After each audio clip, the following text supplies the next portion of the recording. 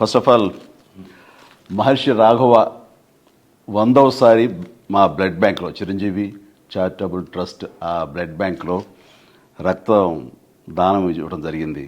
అంటే ఇంతవరకు 50 సార్లు ఇచ్చిన వాళ్ళు 60 సార్లు ఇచ్చిన వాళ్ళు ఉన్నారు, కానీ ఒక వ్యక్తి 100 సార్లు రక్తదానం ఇవ్వటం అనేది ఇదే ప్రథమం.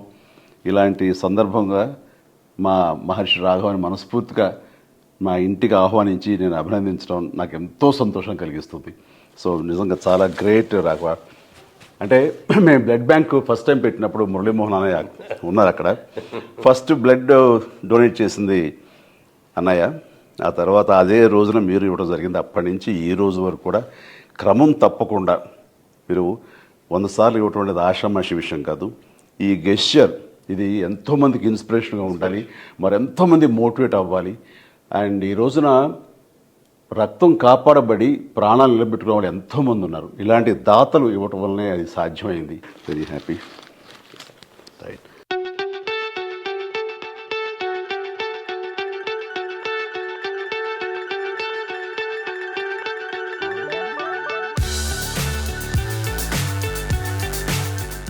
చిరంజీవి గారు బ్లడ్ బ్యాంక్ పెట్టిన తర్వాత మొట్టమొదటి రోజున మేము వెళ్ళి బ్లడ్ ఇవ్వడం జరిగింది. ఆ రోజున మహర్షి గారు వచ్చారు, నేను వచ్చాను. ఫస్ట్ October 2nd గాంధీ ఆ రోజున ఫస్ట్ బ్లడ్ నేనే ఇచ్చాను. ఆ రోజున మొదలుపెట్టిన ఇది క్రమం తప్పకుండా ఎవ్రీ 3 monthsకి ఒకసారి చొప్పున, అంటే సంవత్సరానికి 4 చొప్పున వచ్చి 100 times పూర్తి చేశాడు. ఇది చాలా గ్రేట్ అసలు. ఎందుకంటే రక్తదానం చాలామందికి భయాలు ఉంటాయి. అమ్మో రక్తం తీసేస్తే మనకు నీరసం వచ్చేస్తే పడిపోద్ది, కళ్ళు తిరిగిపోతాం. అది ఏమీ కాదు. ఎస్పెషల్లీ ఎండాకాలంలో అసలు ఎవరు.